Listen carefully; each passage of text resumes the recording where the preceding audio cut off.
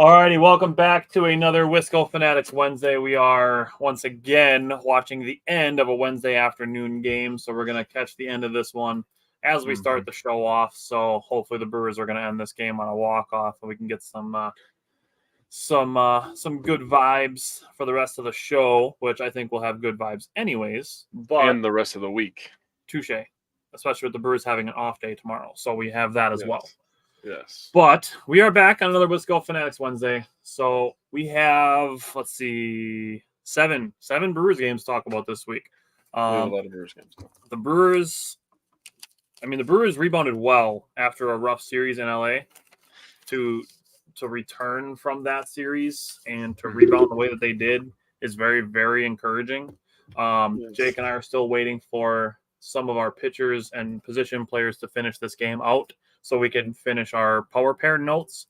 But if you want to give me, you can give me your power pitcher and I suppose your underrated performer still in the game yet. So I can give you my power pitcher and my underrated performer because they are done for the day. Yeah, why don't you start then? Why don't you give me yours? All right. Devin Williams is going to make this half inning take super long. All right, so my power pitcher, I went with Freddie Peralta. Now, I went with Freddie Peralta. He pitched 5 2/3 innings, and he pitched 17 total outs, and he still got 11 strikeouts. Ooh, that looked like a strikeout for Devin Williams. Yeah, that's 17 outs, and 11 of them were strikeouts for Freddie Peralta in his last appearance. Now, the reason that I have Freddie Peralta as my power pitcher, more so than the 11 of 17, is Freddie Peralta is number 1 in WAR for pitchers in the second half. Say it ain't so. Number 1, and Devin Williams just struck out the last batter of the top of the ninth, so the Brewers are going to go have a chance to walk it off. Yes, and he has a potty mouth. I mean, he does that to himself every I game. know. So Freddie Peralta, number 1 in WAR for pitchers in the second half. I'll just throw this nugget in there as well. Corbin Burns is number 4. Oh, wow.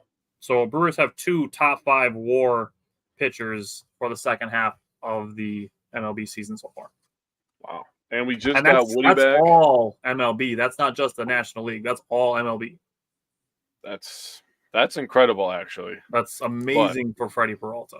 But he's been very good for about a month now, I'll say. Yeah. Very good. So I went with Abner Uribe.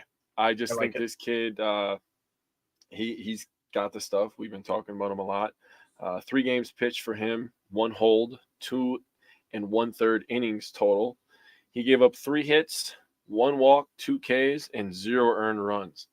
And the thing that I really like is he's getting put in some really high leverage situations. Council's not afraid to use him whenever he needs them. Like, bring in the kid, and he just delivers. And he's not afraid of the moment, not afraid of the spotlight. So I really like it. Does that include today? No, it does not. Okay. I'll say he pitched an inning today. That's what I was wondering. Yeah, I saw. Which we'll get to when we cover today's game. For my underrated performer, I went with the guy who did start today's game. He was taken out later for a defensive substitution, but I went with Mark Canha as my underrated performer. He was 4 for 15 in the last week, but also added 4 walks and got hit by a pitch.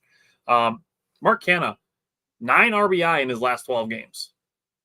Yeah, clutch. So, I mean, people gave him a ton of shit because he got off to a slow start with the Brewers, and same for Carlos Santana, and he's still struggling a little bit. But, I mean, Santana hit a ton of home runs that we're going to talk about today. But from both sides of the plate, by the way. Right. The thing with Mark Canha is he's driven in a ton of runs in the last 2 weeks. Mm-hmm. And it's been really important. We talked about him with the extra inning games. He was part of Jake's power pair and underrated performer last week for that reason. And he's just continued to get it done with guys on base. So, I went with Mark Canha as my underrated performer. We're about to see the Brewers take this dub in the bottom of the ninth. So, not that we're not paying attention to the show. You're getting a little bonus live stream as we are watching the bottom of the ninth for the Brewers. You're getting the breakdown and the play-by-play all in one this week. Yeah. So we're gonna talk about the ninth inning of the game today. And then we're going to jump back a week in time and go back to last Wednesday's game. All right. I like it. All right. So Tyrone Tyrone Taylor is Taylor. leading off, which, spoiler alert, Tyrone Taylor is my power position player. I don't have his exact stats because I was waiting to factor in his stats from today as well.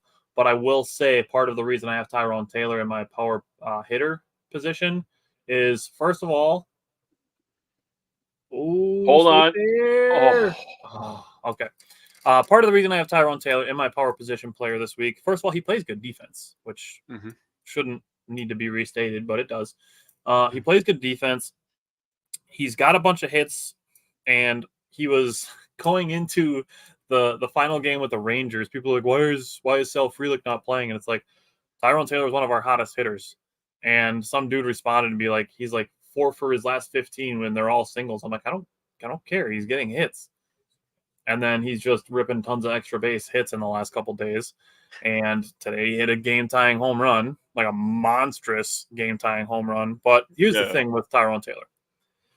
His batting average is up 73 points in the last 29 days. Just solid sample size, by the way.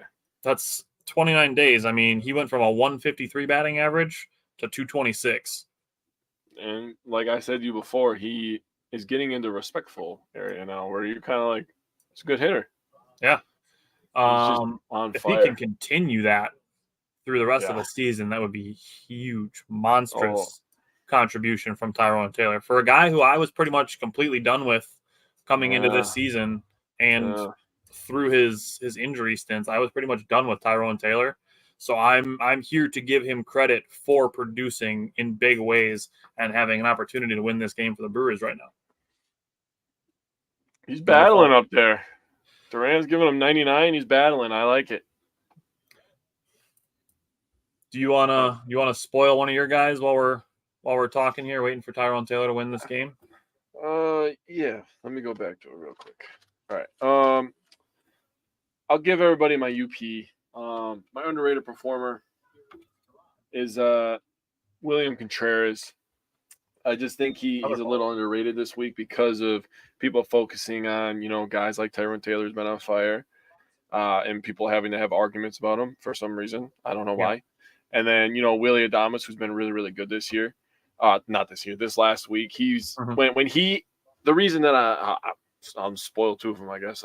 I have Willie as my power player, but the reason I have Willie is because when he hits, this offense is just unbelievably good. Like, it's so much better. We become one of the top teams in the NL when Willie Adames is driving in runs and hitting the ball hard and hitting home runs. Yeah, hitting home runs. And he has the power. We all know that. Opposite. It doesn't matter where it is on the field or what ballpark we're in. He can hit it out. Yeah. But for Contreras, the guy's just been consistent as can be.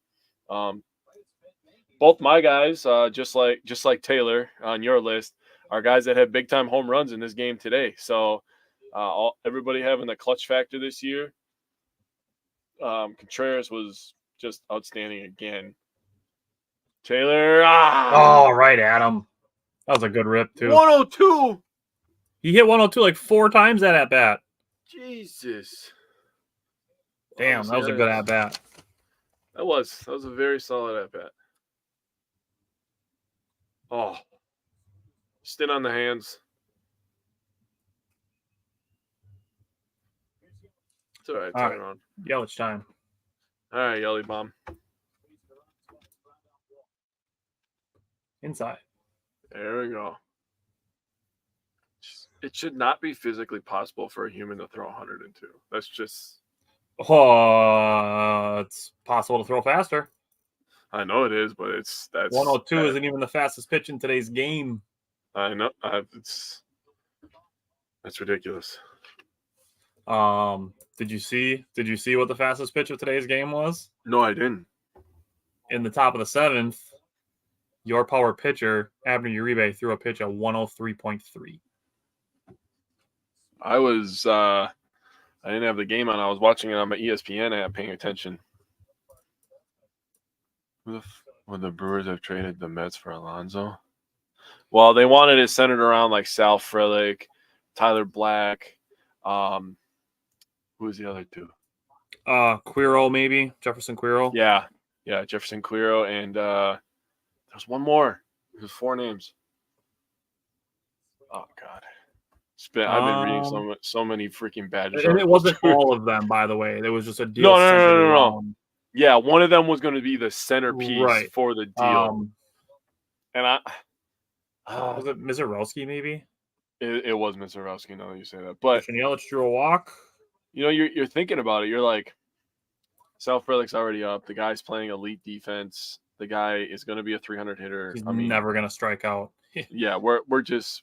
I mean, he will draw more walks than strikeouts. Sal Frelick. And if he does strike out, it's going to be like one of them that he had in LA. That one that really sticks out to my head was the game last Wednesday. The ball was low and the ump called him on strikes, and he's like, no. And you just see him mouthing like, I was on that, you know. And it's like, I would trust Sal Frelick. Yep. Oh, pitch timer. So it's going to be a 1-0 start. Come on, Contreras. This is the guy that I've been saying has the biggest clutch gene on this team. The other thing with Contreras is he's drawn 5 walks in the last 2 days. That's a lot. Holy shit. That is a lot. He drew 3 yesterday and 2 today so far. Wow. His on base percentages of fucking 900 the last 2 days. Yeah, right. Dude, see? What I say, dude, whenever he hits one, he's just like, yeah, I am king. All right, come on, William. Couldn't find a radio stream. It is 6-6. Safe. Yes, sir. Nice play, dude. That dive was actually really good because he dove to the outside of the bag. They're gonna review it. I mean, you might as well. It's the bottom of the 9th. What a great dive to get to the outside of the bag. Josh, it's currently 6-6 in the bottom of the 9th. And safe. He's safe by a mile, bro. Jesus criminy. Yeah, Josh, 6-6, bottom of the 9th. Yelich just stole second. 1 out. William Contreras is at the plate. It's a 1-1, and he just grounded out. All right. Not 2 outs. Not great. All right. Well, I guess I can. Carlos Santana. He does bat better from the left side of the plate, in my opinion, especially for power. He does have more power from the left side, but I still love that he hit multiple homers from both sides this week. That's dope. All right, so here we go. All right, you want to give your other power pair guy, seeing as I'll just on deck and probably not going to hit. Yeah. Well, you never know. Well, I mean, he's either gonna unless Santana gets hit or walks. Yeah. What's the other for stolen bags now? That would be 28, I believe. Yeah. Hang on. Let me see. Yelich stole second in the bottom of the first. I think that was his 27th. So I think he's at 26. I think he's at 27. He's either at 27 or 28. I don't. So for Willie Adames, I did not add today's. Should I say it without today so far? What's up, Isaac? Just talking through the bottom of the 9th. I can pull up some Willie Adames stats for you if you want. I have all of his stats coming into today. Okay, I'll pull up today's and then I'll just put them on top of yours. Okay. So for Adames this last week, 9 of 24, 2 runs. A double, 2 home runs. Obviously, we know he adds another big-time home run today. 6 RBI and a walk.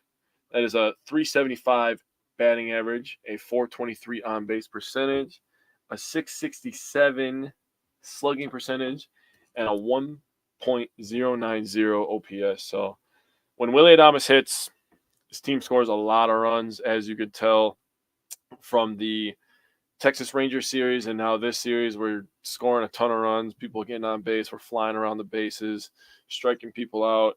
I mean, I know we're going to get into last night's game in a little bit here, but we had a freaking incredible inning where we had 9 batters come up to the plate. So absolutely great stuff. You know what the record was last year for stolen bases? Do you mean like the for team high? Yeah, that's what I was going to ask. Struck out on a really bad pitch in the dirt. So we're going to play extra innings. Cool. And Willie Adames is going to get another at bat. Yep. So Willie Adames is going to bat. So far today, Willie Adames is 1 for 4. He has a 2-run home run.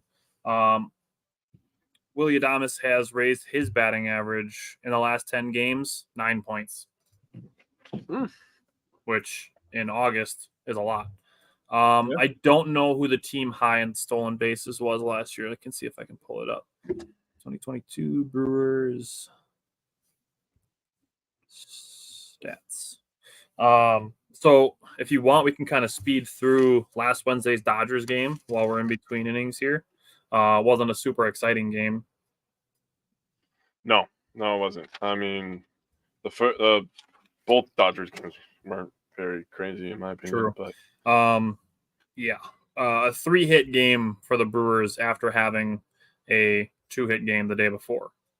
The leader for stolen bases, by the way, Josh, to answer your question, was Yelich with 19. Yep. And then it was Colton Wong with 17. Yep. Third on our team with 12. Jace Peterson. Jace Peterson. Why do I always call him Jock Peterson? God. I forgot Jace Peterson existed this year. Because he's in Oakland. That's why you forgot. I know. That's exactly why you forgot. So, I mean, really just a combination of obviously the Brewers not having a ton of offense last Wednesday and the Dodgers getting a ton of soft contact, just resulting in a bunch of base runners. I will say the catcher's interference thing was annoying as hell because JD Martinez basically had his foot sticking out of the back of the batter's box and then was swinging down like he was trying to hit Contreras' glove more than he was trying to hit the ball. Right. Which is super annoying, but a very Dodgers thing to do. No, I was going to say, add in that he's wearing a Dodgers jersey, and it just makes it like... Yeah. There was a point in the second inning where Wade Miley slipped up on the pitcher's mound, and I didn't know if that was something that was going to affect him. It didn't seem to because he stayed in the game. But, it's just kind of one of those things where you just kind of pay attention to it. But Wade Miley said it with last night's game, too, that he just doesn't feel that his command is currently as sharp as he'd like it to be. So I think that kind of calls back to the Dodgers. And not to mention, they're the Dodgers. They're one of the best teams in the National League. And they're always good in August, dude. Right. Always good in August. So obviously you'd like the Brewers to be able to win that game or win some of those games from that series. But when we talk about it, we'll get into the Texas series. A very, very good response by the Brewers. I don't know if there's anything you really want to say about that second Dodgers game. Well, the thing about the whole Dodgers series. I mean, we'll talk about the burn start in a second here. But the thing about the whole Dodger series is every time they bought everybody. Yeah, they bought everybody's MVP. About to do it again to you, Isaac. Shit, you ain't wrong. Hey, here's $500 million, $600 million. How much do you want? $700 million? We got it. Done. Yeah. Well, anyways, the thing about the Dodgers is they have players everywhere. First of all, we know that. So they have defense everywhere. They can hit every spot in the lineup. Their pitchers are outstanding. So when the Brewers are smashing the ball right at people, and then the Dodgers are getting, like you said, some softer, weaker contact, and it's scoring runs, it really just catcher's interference. It's like, oh my god! When you lose to the Dodgers that way, you get the same feeling like when you had one of those days. You know what I'm saying? Like, it's super annoying. Yeah, I literally wrote in my notebook another catcher's interference. So dumb, 3-1. That's literally in my notes. So dumb, another catcher's interference. Because JD Martinez is just way back in the batter's box and just swinging down at Contreras' glove. Yeah, like he's got super annoying ball, dude. You know what I mean? So Paguero gave a leadoff walk to Carlos Correa. Not the worst thing in the world. Still you can get double. Because it's first of all, it's Carlos Correa. I think he's a very, very good hitter. Obviously, he walked off the Brewers when they were in Minnesota, and with first base open, there can be worse things. It sets up a force out. Yep. Not super worried about Paguero walking Correa there. No, let's give him some power sinkers here, and we'll see what happens. Alrighty. Is there really anything else you want to say about the second game from that Dodgers series? Like, they're really not a ton of takeaways from it. I mean, Frelick got his third stolen base. Corbin Burns pitched an absolute gem, 7 innings. Game 2 hits. still game 2. Sorry. Still game 2. No, I don't really have anything else. I mean, Canna got a home run. I mean, we got that part of his RBI. Mm-hmm. Contreras about it. Both hit doubles. Yeah. Alrighty, so we can go to that third game now. It's still top of the 10th. Runners at first and second, no outs. Peguero is pitching. Okay, Dodgers game 3. Try to do multitasking here. Yeah, sorry. Game 3, that was the one we lost 1-0. 115 degrees on the field right now. Ugh. Well, Bill, I'll tell you what. It was 108 this morning in the paint booth by my work. It got up to 111. Yeah. I was dripping. My sweat drips had sweat drips. That is how hot it was. Oh my God, I was exhausted today. Tyler, I already asked you. He told me you were exhausted too. Just like today, working out in the warehouse. Yep. Yeah. Today was just an exhausting day. Oh, he went. Weatherman Jake is back. Nobody likes Weatherman Jake at work because I always tell people it's hot. That's all I do. When it's raining outside, you go, it's gonna rain. I'm going to now. But man, everybody just had red faces all day. Exhausted. I think I drank literally 100 ounces of water today. I believe that. I have a 40-ounce water bottle. I filled it 3 times, and like the third time, I think it's about half empty or half full, depending on your philosophical outlook. So this is my second Gatorade bottle, but I bought one this morning at Quick Trip on the way to work, and I filled that thing probably 5 or 6 times, dude, just chugging it. Lewis just called time as Peguero was pitching, and it would have been ball 2, so that might actually benefit the Brewers a little bit. Nice. All right, so going into this 1-0 game, so you borrow my State's heat. Yes, Isaac. You can but it's also, have it back. It's also humid as hell. Yeah, you could have it back. I never want this ever again. This was a record high today for Wisconsin. How is that not strike 3? What just happened right there? He fouled a pitch off. Oh, okay. I was gonna say I wasn't looking. I was like, what? No, that was a foul ball. Okay. Third game of the Dodgers series. Well, I already gave part of it away, but Burns, 7 innings pitched, 2 hits, 2 walks, 0 earned runs, and 9 Ks. I mean, what else can you ask from the guy, really? I mean, that's phenomenal stuff. Yep. Payamps gave up a home run late in the 8th inning, obviously, but it happens, man. It really does. It happens to literally every reliever, every pitcher in the major leagues. So people were freaking out about it, and after this game, obviously, we got swept. It was the Brewers' first time being shut out since June 5th. So, happening against the Dodgers, not the worst thing in the world, obviously. But then people started freaking out. Oh, we can't compete with the Dodgers. Oh. Yes, we can. We can. Okay, we can compete with anybody. Well, there's the double play that we wanted. Bam! Attaboy, Peguero. Nice. Needed that. All right. One more, baby. And Joey Gallo. See, like I said, Bill Schrader just said it too. Walking Correa, not the worst thing in the world. No, definitely not. Get the double play. Yeah, after that third game of that series, everybody's just freaking out. The Brewers have no place in the playoffs. The Brewers aren't going to do anything. If they get in the playoffs, they're just going to get owned right away or knocked out right away. It's like recency bias is arguably the ugliest monster in sports fandom. For sure. Like, obviously things like racism is worse, or like hoping for injuries. But as far as just regular sports fandom is concerned, like recency bias might be my least favorite thing. So because it's happening with the Cubs fans too. Sure. Because the Cubs went on a good stretch against a bunch of shitty teams. They're like, oh, we'll be in first place by September 1st. Shut up. There's just no middle ground. It's 0 to 1,000 with Cubs fans. We're going to go from third place to first place because we beat a bunch of shitty teams. You can't just go, oh, look out for the Cubs. We're coming. can't just be reasonable. Just got to go straight to nope. We're going to be in first by September 1st. Nope. Hold on. They're Bears fans. Remember, these people literally said that they're going to go from the first pick in the NFL draft to winning the North now. All because Aaron Rodgers left, which apparently affects the Vikings and Lions too, I guess. I don't know. I don't know. Oh, dude, you guys have no idea how excited I am for this next series against the Cubs. If we fucking sweep them, dude, the block button's going to be heavy over there. That's all I'm going to say. Oh, touche. How's that first place treating you?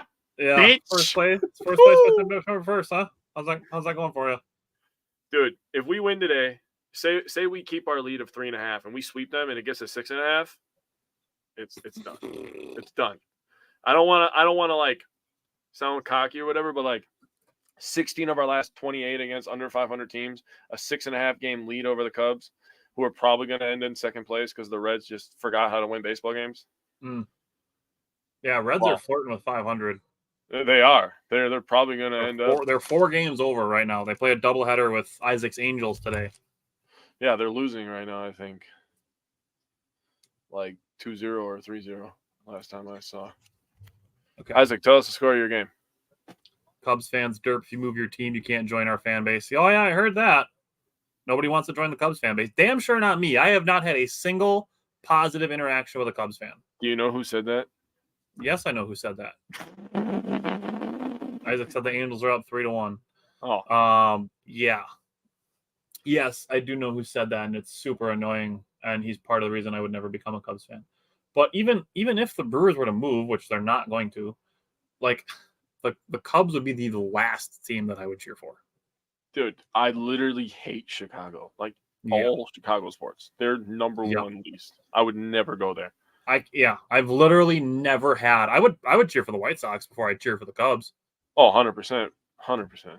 And the White Sox are in fucking shambles right now. They just fired their GM and their their president of baseball operations. I like their city unis though. Their city unis are nice. Those are nice looking. Since the Reds still have the best ones. Who the hell just came out with something that I saw? Isaac said Josh said I'll go to a Blackhawks game. Which, that is what it is. That's a proximity thing just because Wisconsin doesn't have a hockey team. God. Fuck. Is he going to...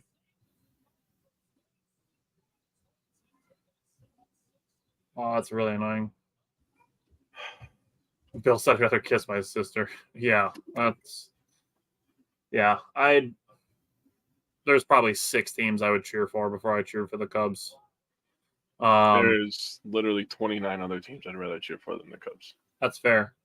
Oh my God! Throw the ball. You could have had him. What is he waiting for? Oh my God! Throw the thing, dude. He bobbled it. That's the bobble. I know, but then he also throws it. He might be out. Oh, he's definitely out. All right. So Twins just took a 7-6 lead in the top of the 10th on an infield bunt, single swinging bunt, fell down almost at first base. Yikes! Very awkward situation. Yeah. But I think the baseball guys are going to reward us for that. I hope so. Willie Adames could just hit a 2-run bomb. That'll work for the bottom of the 10th. Josh said, how about them Yankees? Yeah, that's proof right there that spending does not equal winning, as if the Mets and the fucking Padres haven't been proving it literally all season. Well, we'll see the Yankees pretty soon, Josh, in New York, by the way. We see the Padres starting Friday. Yeah. Okay. That should be the last out of the inning. All right. So the Brewers are going to come down, bottom of the 10th, down 1. I'm going to run through this third Dodgers game real quick. So Brewers went 1-2-3 in the top of the first. Bottom of the first, Mookie Betts hit a single. Freddie Freeman drew a walk. And then Corbin Burns went strikeout, wild pitch, fly out, got out of that inning. Top of the second, Sal Frelick had a leadoff single. He was stranded. Bottom of the second and top of the third were basically 1, 2, 3 innings. Top of the third, there was a 1-out single, but then it was wiped out by a double play. Top of the third, a leadoff single, and then Corbin Burns followed with 3 straight swinging strikeouts. Proud of myself for getting through that without any tongue twisters. Top of the fourth, Sal Frelick on for the second time with a 2-out walk. He stole second, was stranded again. Bottom of the fourth, another 1, 2, 3 innings for Burns with 2 more strikeouts. Both teams went 1, 2, 3 in the fifth.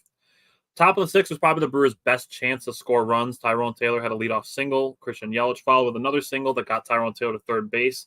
William Contreras hit a ground ball to the pitcher. Tyrone Taylor going on contact with that pitch. The only thing I would say about that play is if you're Tyrone Taylor, just wait to see until the pitcher throws the second and they're trying to get the double play. Then break. But even if the Brewers score on that play, you're still looking at a 1-1 game going into the bottom of the ninth and the Dodgers having a chance to win it then anyways. But a hot shot line out just right at Freddie Freeman, followed by a pop out. Just some good breaks for the Dodgers in the rest of that inning. Bottom of the sixth, a 1-out walk was only the second base runner that Corbin Burns had allowed since the first inning. Didn't score, so no damage. Both teams went 1-2-7 or 1-2-3 in the seventh. Corbin Burns finished with 9 strikeouts. So I totaled them up on what pitches they came on. Corbin Burns had 9 strikeouts. 4 of them came on the cutter, 1 on a slider, 3 on curveballs, and 1 on a changeup. So Corbin Burns, fantastic. 4 different pitches get strikeouts, dude. That's fucking Cy Young stuff, dude. Yes, it is. Absolutely. As I mentioned before, 4th in WAR for starting pitchers since the All-Star break. Number 1 and now. Yes, and number 1 is Freddie Peralta. Top of the 8th, a leadoff single by Bryce Terang, followed by a double play and a line out. Nice catch by Hayward on Christian Yelich's line out. And then the bottom of the 8th, you mentioned Payamps gave up a run. Just Barnes caught up to a high slider from Payamps, just one that he would want lower. Just missed his spot with it, and he snuck it into the seats. That's the difference. Mm-hmm. So you hear that football is a game of inches, but this game, baseball, was a game of inches. Baseball really is a game of inches. Yes. And then the top of the 9th, the Brewers went 1-2, a Sal Frelick walk, 3. And then Sal Frelick was on base 3 times. Tyrone Taylor had 2 hits in that game. Bill is talking about today's game. Santana, the runner in the bottom of the 10th. Yes, he made the last out in the bottom of the 9th, so he is the guy at second base. You could pinch run for him and then put somebody in at first base after that. I mean, you're talking about using – who do the Brewers have that they could pinch run with? I know Rowdy Tellez is there. Obviously, he's not going to pinch run. Brian Anderson. I mean, does that really benefit you that much to get Santana out of the game, and then you're looking at putting Rowdy Tellez in the bottom of the 10th or the top of the 11th? At that point, it's a horse piece. You're really looking for 2 runs in the bottom of the 10th more so than you're looking at who's going to play the top of the 11th. Yeah, that's what you should be focused on. That's exactly why you use Devin Williams in the top of the 9th. All right. All right. Come on, Willie. So, anyway on, buddy. Anyway on. Adames is up 3-0. I saw it this morning. He's batting like 344 in a 3-0 count. So I'd almost give Willie Adames a green light here. I would. I mean, you're not going to run into a double play. It's very unlikely. Ooh, that's right on the corner. That's a tough pitch. That was a nice pitch. 98 on the corner. I mean, you're painting black at 98. Yeah. What you're going to do with that is pop out. Right. And I will give a shout-out in this game. Shout-out to the Brewers pitchers for holding the Dodgers to 1 run. Yeah, I agree. Okay. So we're still on. Fuck yeah, baby. Right up the middle. Santana, yeah, drop the ball. Send him. Oh, he dropped the ball. There we go. Go, Willie. Fuck yeah, Willie. Baseball gods are rewarding us. Now we have another runner in scoring position. Let's go. See, Bill heard us. Baseball gods, baby. Oh, he squared that bitch up nice. Man. Atta boy, Willie. There not very many hotter hitters in baseball. Baseball right now than Willie Adames. Dude. Oh. Yep, he's telling him, go to second. That a boy Santana showed some wheels there, boy. Hey, he's hustling. He's an old man, but he was moving. Dude, we had the same thought. We had the same fucking thought, dude. I love it. Now you reset the inning. Nice. So good call on Willie Adames in your power pair. So yeah, now we're restarting. Bottom 10. Here we go. 7-7. This is Still for all the game. people. You just restart over. John asked, what is the score? The score is 7-7, bottom of the 10th. Willie Adames just hit a single up the middle. The center fielder dropped the ball or kind of just overran the ball. Santana scored, so now it is 7-7, bottom of the 10th. Joey Weimer coming up, looking for his third. Look, this could be Joey Weimer's third walk-off of the season. Oh, of course, now they're going to show it. Yeah. Look at me, just doing Bally's job for him. Oh, you knew what was going to happen, bro. They had to, right? Come on. Come on, kid. Come on. I do think this offseason, I do think Joey Weimer is going to work on his swing, and I think they're going to cut out a little bit of that pre-swing. He does too much, yeah. Flick, just so that he's focusing more on identifying the pitch than flicking his wrists. It's okay to do it a little bit, but he's going freaking nuts up there, man. Like, he's going farther than Ricky Weeks used to flick his bat. Man, remember Ricky Weeks up there? He used to flick it back and forth, but Weimer sees the pitch, flicks it all the way out, and then brings it back. Like he's doing too much. Like, yeah, Weimer's got 25, 30 home run power ability. It's just going to come down to his pitch identification and stuff like that. So Weimer's got tons of potential still. Oh, dude, five tool potential easily. I'll agree with you. I mean, you're a little. If he can get the average up, we know he's a plus runner. We know he's a plus defender. He's got the power. So I mean, really, he could really. I mean, just get the average up. Really, be a run producer. I could see in the future. I think if I'm thinking about everybody, right? We're thinking about the farm system and all that stuff. Mm-hmm. I could see him being a really solid 5 or 6 hole guy. Really solid 5 hitter if he hits his ceiling, power, average, speed. I can see him being a 5. I'm with that. I mean, you're looking at the future outfield being Weimer, Frelick, Mitchell, and Churio, with Yelich as the DH in that situation. I mean, you're looking at 4 guys who are going to play those 3 outfield positions just amazingly. Bruh. We are not giving up shit in the gaps pretty soon. Yeah, that's going to be such shit. Monasterio just swung and missed at a 101. That's a tough pitch to hit. Monasterio going for his second walk-off. Touche. We caught the first one 2 weeks ago. Yeah, we did. Yeah, just us live, just breaking walk-offs as they happen. Come on, Monasterio. He might be able to tag. Yeah. Oh, definitely tag on that. All right. I'll take it. Man, that guy's got to be sweating his ass off. Throwing that hard, man. Fuck. All right, Bryce. Also going for his second. Off, correct? It's just another rookie. Okay. All right. Oh, another walk-off. Yeah, another rookie, another walk-off. All but one of the Brewers' walk-offs this season have been rookies. Yeah. And the other one was Yelich. Yeah. Totally makes sense, by the way. Yeah, makes tons of sense. But you would think that Contreras has one. You'd think. I mean, both the catchers have some very clutch. Right. They have a bunch of dang tires. Yeah. All right. Let's go BP. Lay off that guy. Oof. You ain't catching up to that anyways. 101 up there, leave it alone. You got to be just a second ahead of me. Oh, wow. They showed my boy Garrett Mitchell. Oh, yeah, they did. I saw that. Dude, you know how juiced I was listening to that interview yesterday? I was like, oh, fucking cool. He's going to have a very fine line if he wants to return. And he knows it. He talked about it. So, and he's going to put in the work. He just seems like a guy that is just super competitive, wants to win, wants to help the team, whatever it can be, even if it's just base running, you know what I mean? Or just base running and defense if you can't take at bats. But he just wants to be out there. So we'll take a speed wherever we can. Absolutely, 100%. He would have been one of those guys where maybe you use him as, maybe you'd use him as that pinch runner in that top of the 10th for Santana. Bro, a freaking 4-foot hit that guy scoring. That's how fast he is. Right? Infield single. Garrett Mitchell just scored? What the fuck? So fast. You didn't even see him round third. He's already scoring? Oh. Messing with him. Whoa, Willie Adames dancing over there. Okay.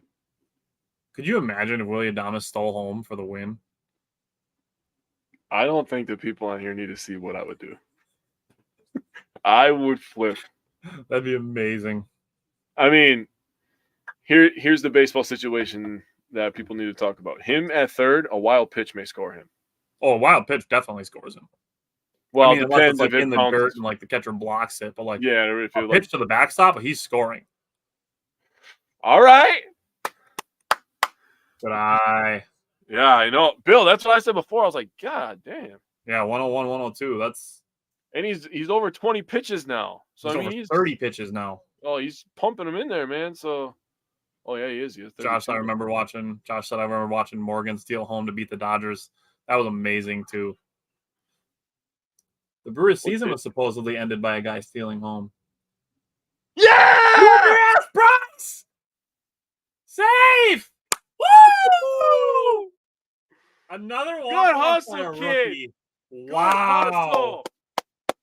Wow. Another walk-off by a rookie. A walk-off infield single. Wow. Bro, you literally made the joke about Mitchell scoring on an infield single. And then we just walked it off with an infield single. Wow. That was amazing. Let's go! Bryce Terang, a walk-off infield single. For all the kids in the room, cover your eyes. That's for you in Minnesota. Wow. That is awesome. Another walk-off by a rookie. God. I told him to lay off the high stuff. He just kept going after it. He fouled a couple off up there, too. He did. It turned into a very good at-bat. It really did. He's been having some good at-bats. What hustle. Fucking love it. Nice. Wow. 5 in a row for the boys. Walk-off. 5 in a row for the boys. But our season was over in June, Tyler. For the boys. Bill said the baseball gods are alive and well. Hell yeah, they are, baby. Love to see it. I knew they wouldn't let us die like that, Bill. I knew it. I was like, there's no way we're losing like that. It didn't feel right in my gut. I agree, Mikey. Let's go, baby. See you in a few days, man. I hope you're ready for that. Yeah. Yeah, so as we get back into some baseball games here, Friday night, if you want to come see us in person, we will be live from Isaac Sports Bar. Friday night is going to be our live 2023 Batters Primer. Doing it in person this year, really just trying to capitalize on the optimism surrounding the Badgers football team this year with the new staff, new system, and all that. Mike said you already know what I'm working on right now. I'm going to be finishing my notes after the show today, and we'll be ready to go for Friday. Friday night's going to be awesome. There's going to be tons of good information, tons of good discussion. Looking at maybe having a guest or two pop up during the show. But we will let's now that we kind of got those Dodgers games out of the way and we had the Brewers win today to soften those a little bit. Yes.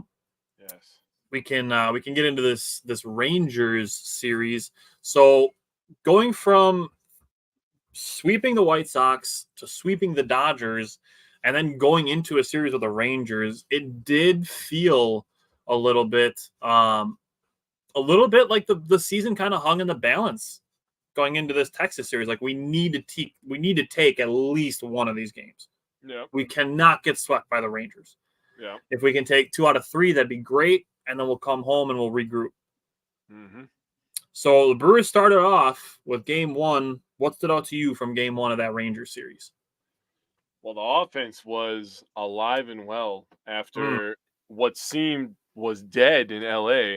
They left all the demons in LA because ever since that third and final game, which Tyler and I talked about last week, is still really stupid that they had to play 3 night games and then fly to Texas. What kind of shit is that? I don't know what the hell's going on there. But, you fast forward to this first Rangers game, the offense was humming. 14 hits, 4 walks. So we had 18 players on base and 9 the baseball. We scored 9 runs. Santana had 3 RBIs. Canna, your boy, had 2 RBIs. Adames with an RBI. He's up to 52 now on the year. Contreras with 3. He's up to 57 on the year. And Santana blasted a home run, a big boy home run. Mm-hmm. Could have had 2. He could have. Just missed one. Woodruff, 5 1/3, 3 hits, 2 walks, 4 earned runs, 4 Ks. We're going to get to the 9th, and I'm going to wait for the breakdown because what the fuck?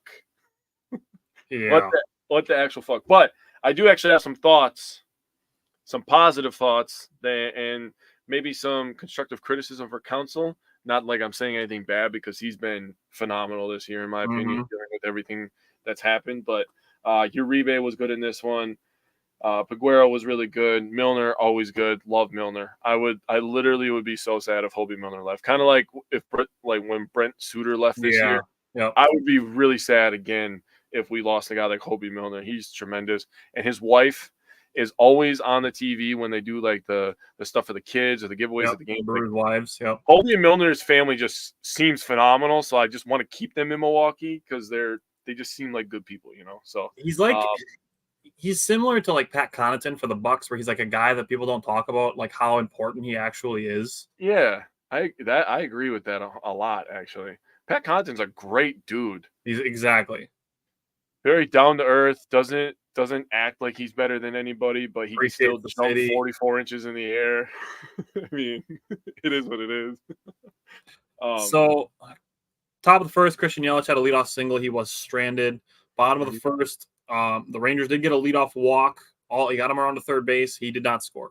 Top of the second, Willie Adames led off with a single. Bryce Terang followed with a 2-out single. Both were stranded. Bottom of the second, it took Woodruff 25 pitches to get through a 1-2-3 inning. I think that's really what shortened his outing a little bit compared to his last 2. But top of the third, Christian Yelich, opposite field double, followed by William Contreras double to left center, and the Brewers were up 1-0, off and running.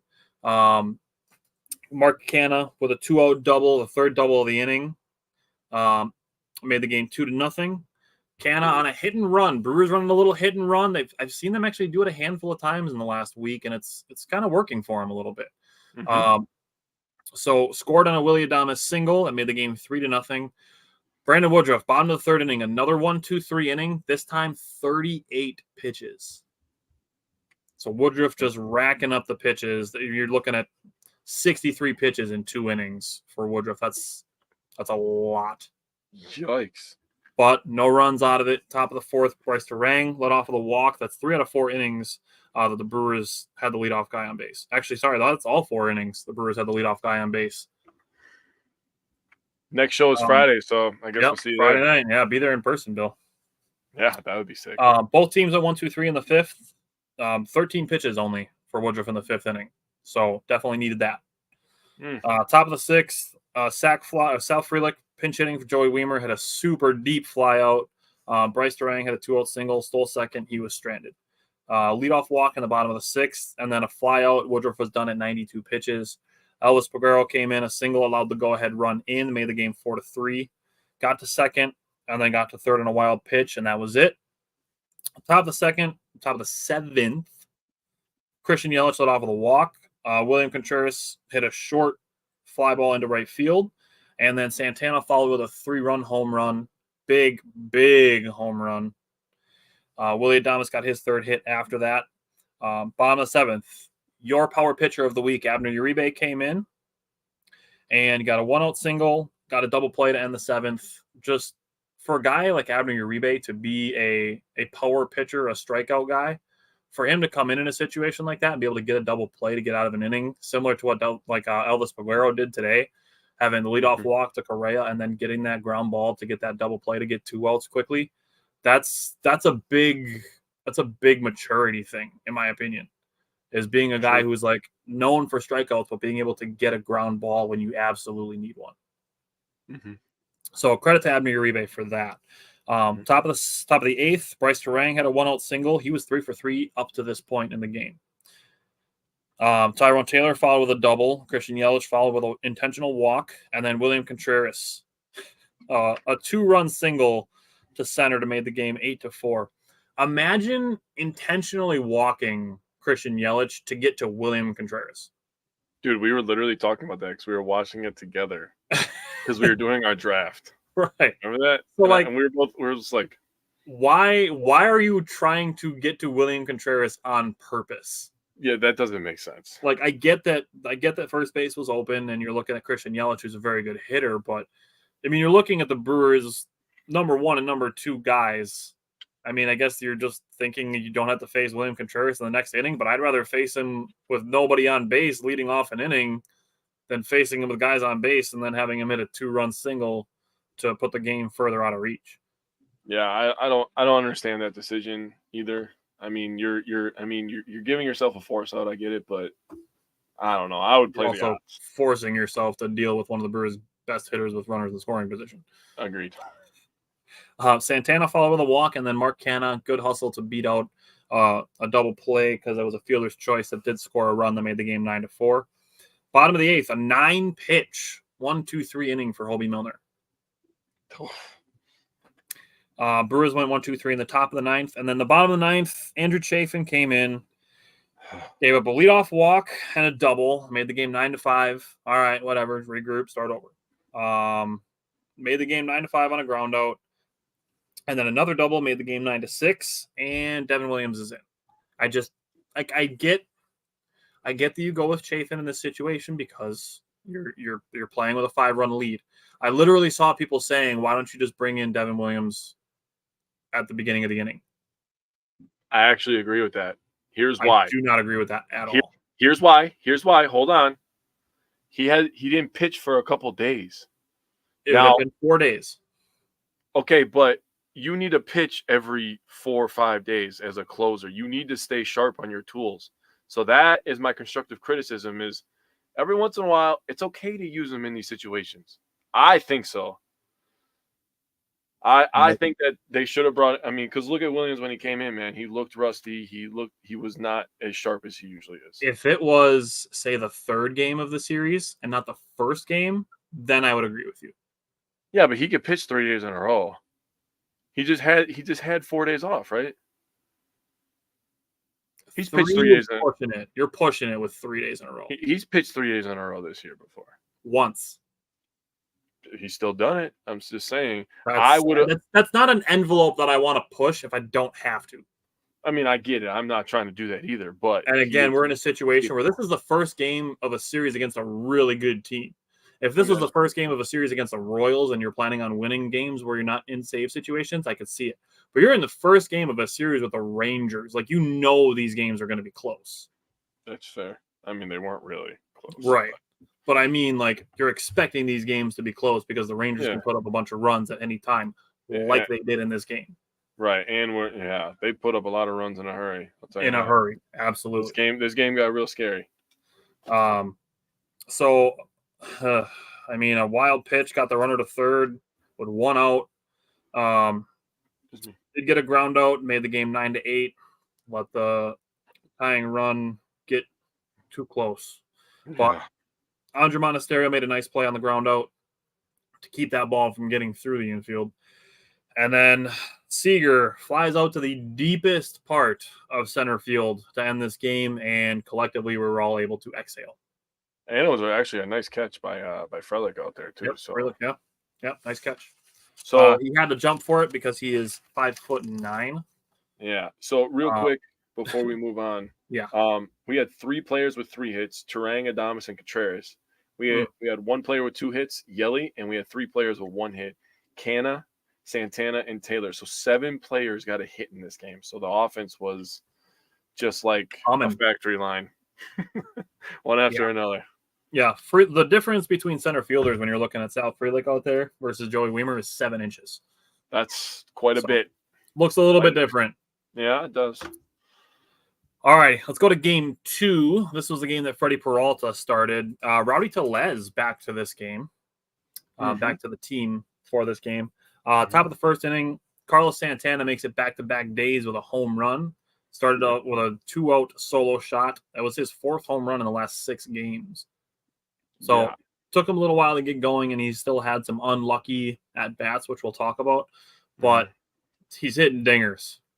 Yep. Sal Frelick and Willie Adames both had singles after that, but no more runs for the Brewers. Bottom of the first, Freddie Peralta, 1-2-3 inning with 2 strikeouts. Brewers went 1-2-3 in the top of the second. Bottom of the second, Freddie Peralta strikes out the side. 1 on a fastball, 1 on a slider, and then another 1 on the fastball. Dude, his slider was fucking gross, dude. It Freddie was gross. Off-speed stuff this game was nasty. And it was on national TV, so people got a taste of our 3rd best starting pitcher. That's our 3rd best.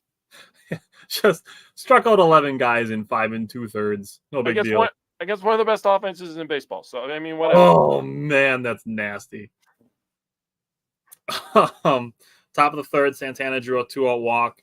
Sal Frelick took advantage of some defensive positioning, bunted for a single, and then Willie Adames delivers an RBI single, made the game 2-0. Bottom of the third, a leadoff walk and a single gave the Rangers 1st and 3rd with nobody out. A hard grounder on a fielder's choice got the Rangers a run, but the Brewers did get the lead runner out. So the game 2-1. Freddie Peralta followed with a strikeout and then a pair of walks, loaded the bases, and Freddie Peralta gets a pop out to end the inning. A 40-pitch inning for Freddie Peralta. So again, it's talked about Woodruff the game before having some long innings that shortened his start.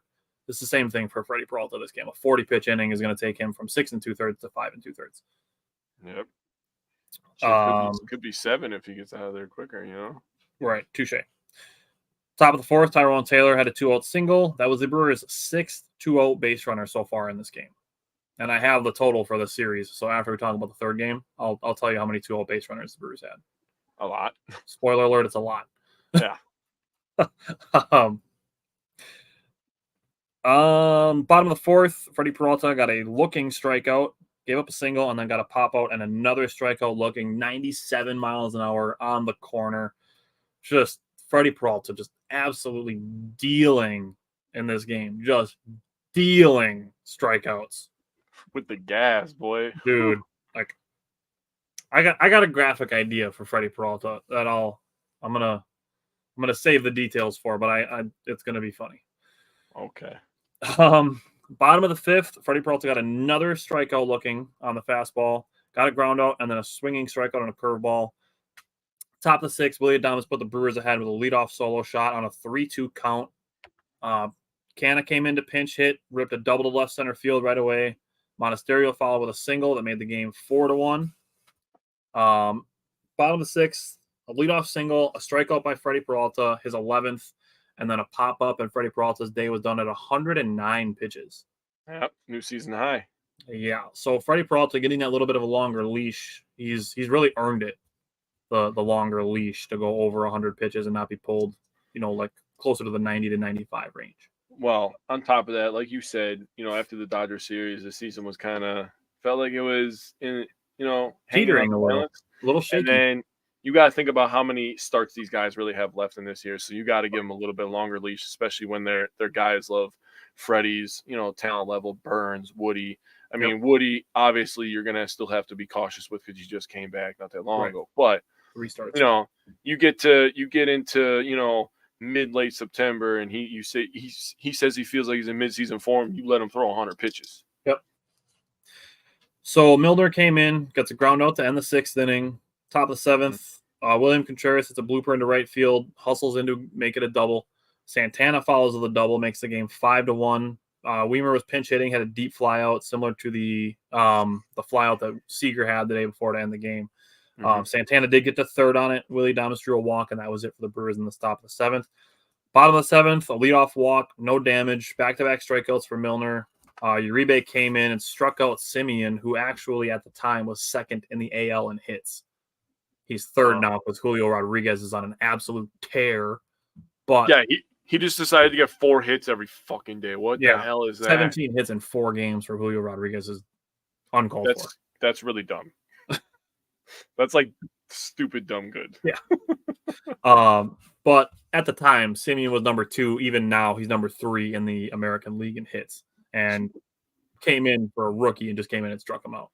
Yeah, I mean, that's So what he does, dude. Seriously. Abner Uribe feels no pressure. No. He is the pressure. How about that? Top of the 8th, Tyrone Taylor, another 2-out single. That was it. Bottom of the 8th, Yoel Payam's back in, a little bit of redemption. Had a leadoff reach on error, and then strikeout, line out. So Payam still no runs, even though he needed to get 4 outs in the inning. Top of the 9th, Joey Weimer had a 2-out single. Willie Adames followed with a single. Canna followed with a single, made the game 6-1. And Trevor McGill pitched a 1-2-3 ninth. So, I mean, the Brewers did great. Willie Adames, 4 hits and a walk. All of them came with 2 strikes. Yeah, one of those hits was a home run. So I like that. Freddie Peralta, I mentioned the 5 2/3 and the 11 strikeouts. He only gave up 4 hits, also had 2 walks, just the 1 earned run. I mean, what else do you want from Freddie Peralta except maybe a little bit more of longevity? But I mean, you talk about that 40 pitch, the bottom of the 3rd. Other than that, I mean, Freddie Peralta was fantastic. I mean, he's shutting them down for almost 6 innings. That's 2/3 of the ball game. Again, I'm gonna sound like a broken record, but the Rangers are pretty damn good this year. 2/3 of their outs being strikeouts. Yeah, he was dealing, dude, and he was shutting them down, and it was really nice. Love Dontrell Willis on FS1, by the way. He is. Yeah, I think he's really good on there. Good call. Former Brewer Dontrell Willis. He's just good, dude. Yeah.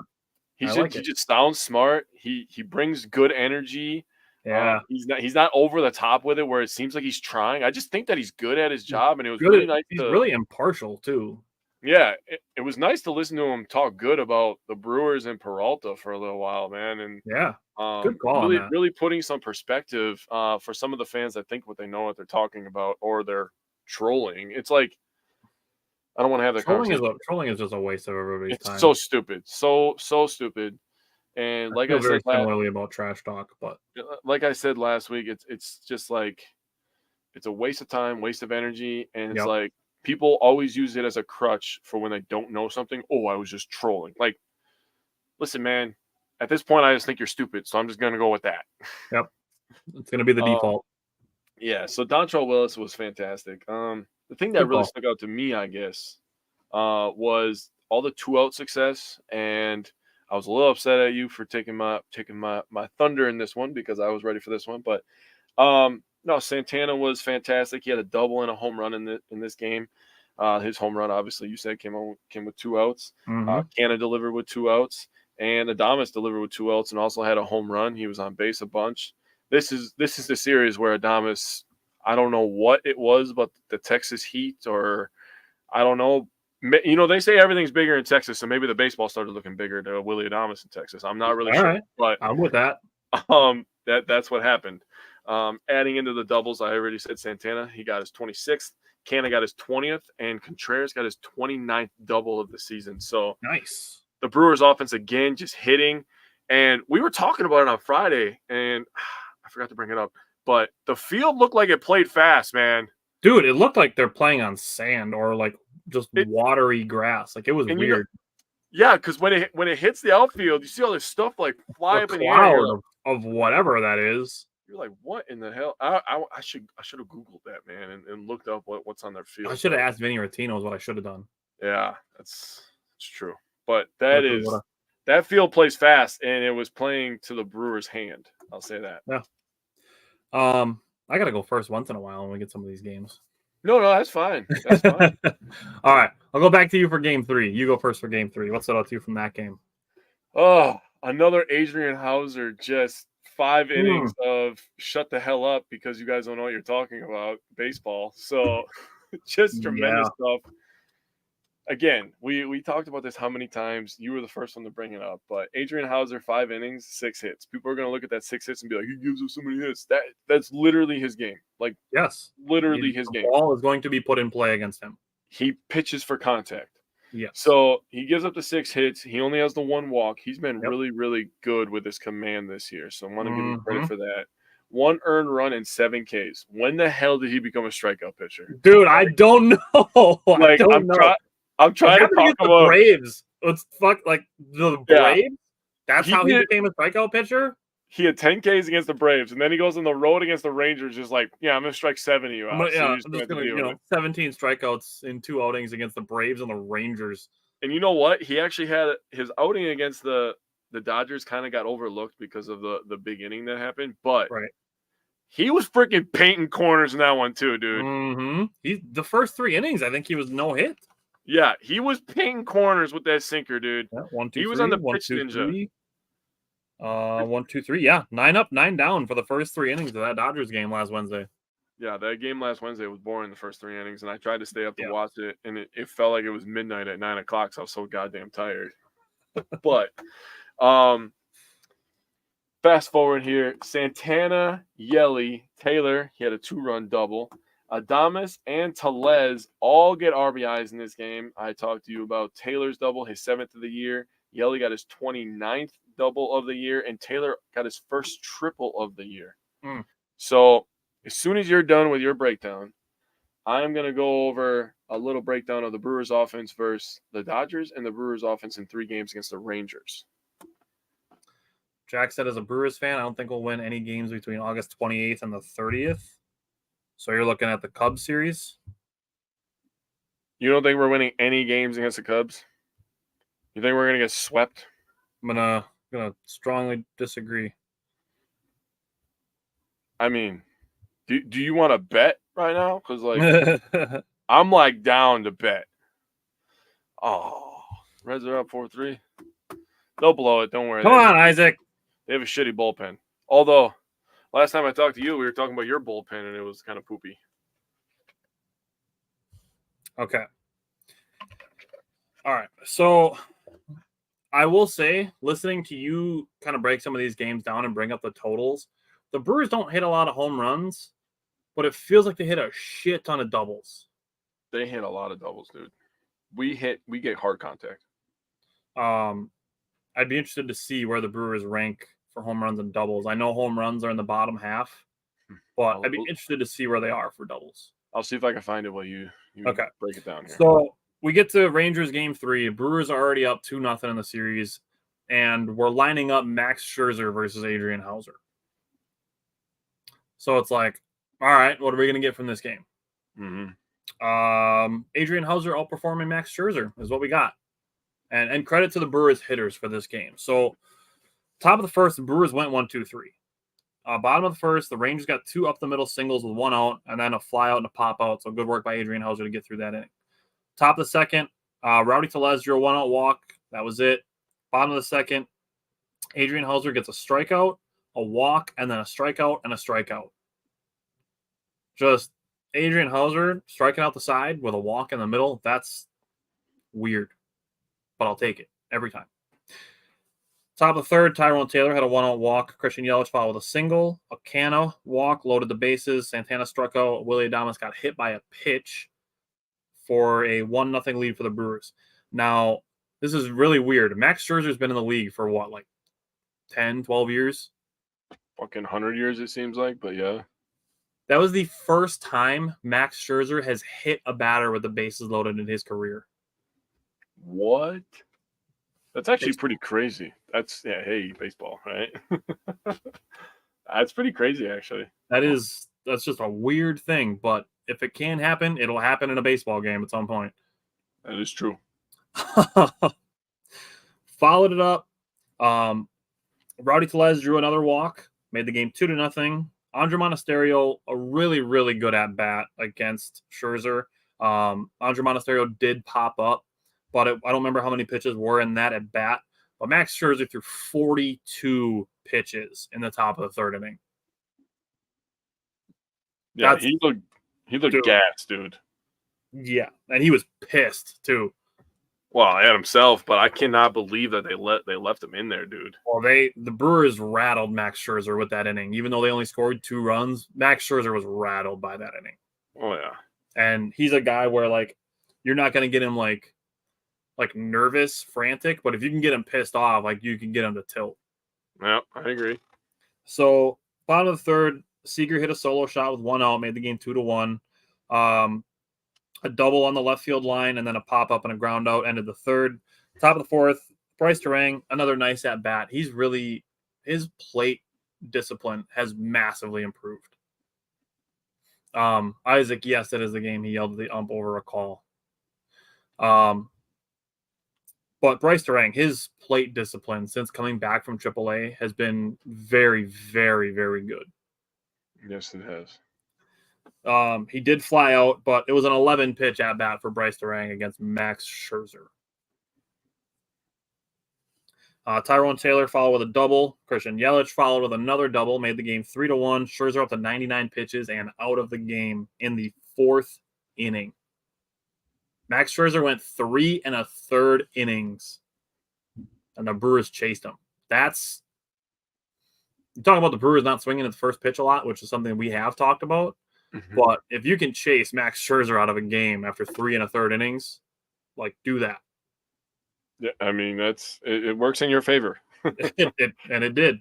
Bottom of the fourth, a 1-out single. Hauser responds with a strikeout looking on a slider, and then another strikeout to end the 4th inning.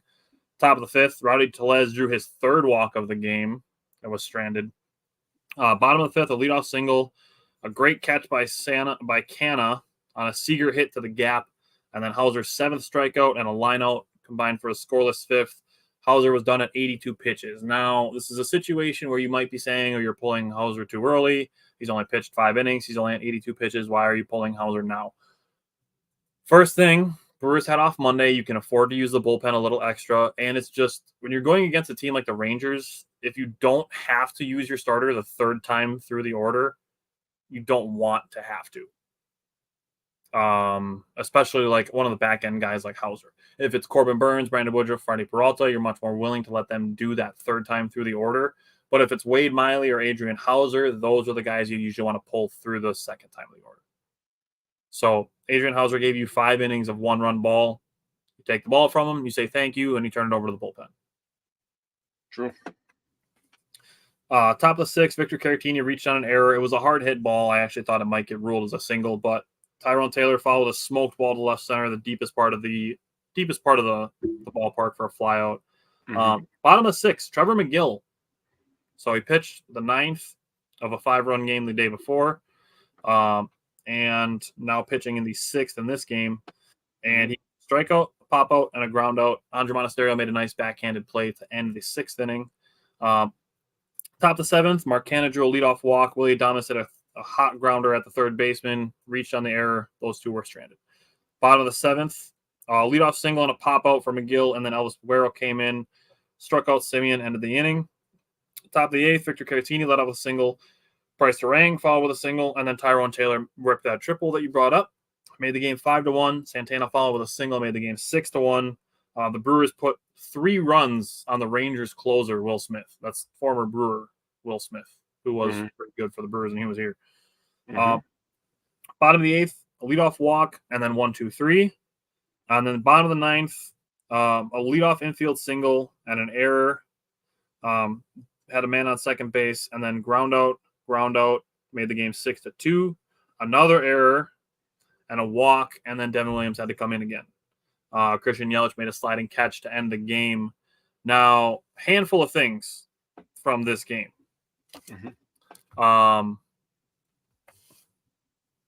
Mentioned Adrian Hauser already. Sal Frelick was scratched from this game with hamstring tightness. He still hasn't come back from that yet.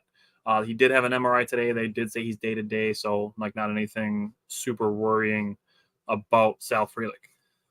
Next thing, Brewers' first sweep in Texas since 1987. I had that one too. That's a good one. I like that. All right, you ready for the base runners, the 2 old base runners? Yes, and then I'm going to give you Brewers' offense perspective, and I found the double stat. Okay, sweet. You want to do the doubles first, and then I'll go?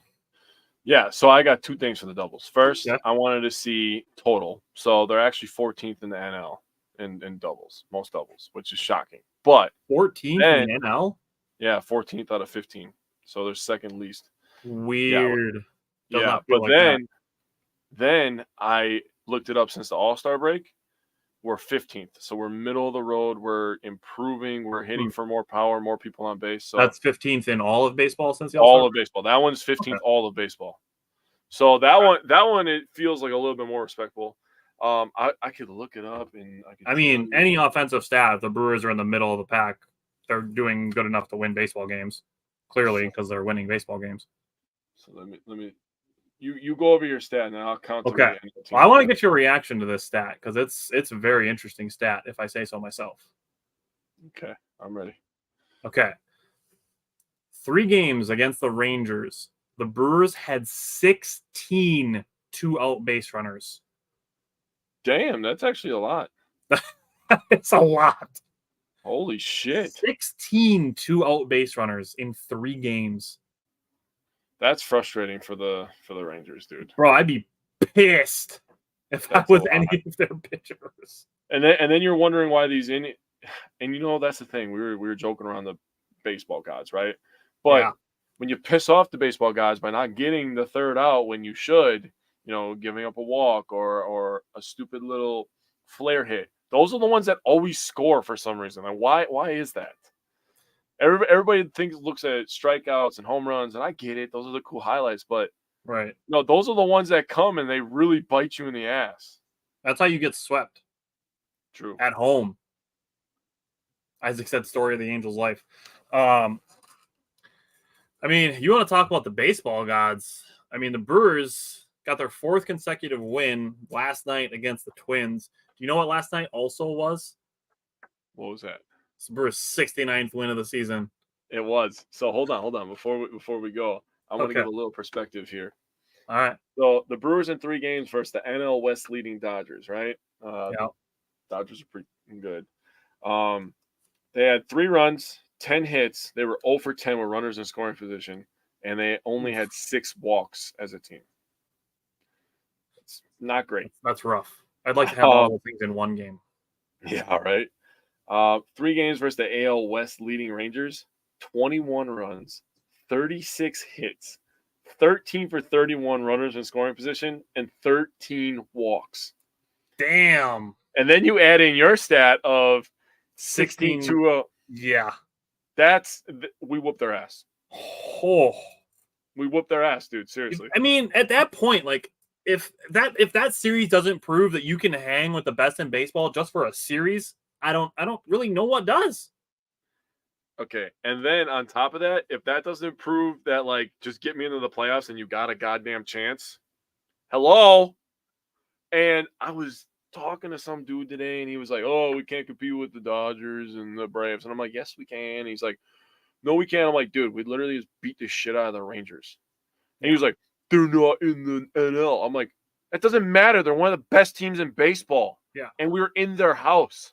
Yeah, that's a big thing of it too, is doing it on the road, because like whatever second round series the Brewers end up in, they're gonna have to go on the road. Yeah, they're gonna. Here's a spoiler alert. That Keith, my baseball guy at work, if you're watching, hi Keith. He thinks that the Brewers are going to end with the 4th best record in baseball. I mean, you brought up the Brewers. 16 of their last 28 games are teams under 500. Under 500. So we have a chance to go on a massive run, just get absolutely unconsciously on fire. We're heading into Craig Timber too. And with 5 wins in a row right now as we're sitting, I love the position that we're in right now. I agree with you. I'm with you on that.